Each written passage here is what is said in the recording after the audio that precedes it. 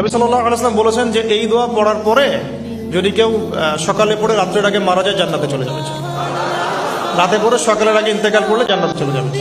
আমি ইস্তেগফারের আপনাদেরকে 2-3টা দোয়া শিখাই দেই আগে ছোট্ট করে।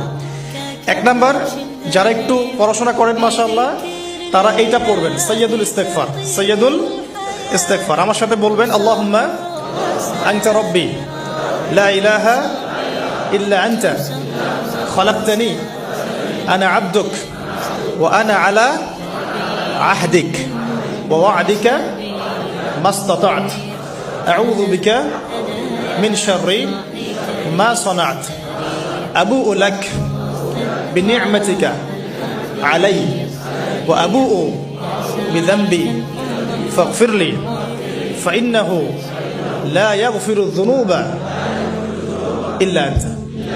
এই যে আমরা গত লেকচারে বলেছিলাম যে আমাদের ইবাদতগুলো অন্তঃসার শূন্য হয়ে যাচ্ছে এই কারণে, বিকজ আমরা অর্থটা বুঝি না।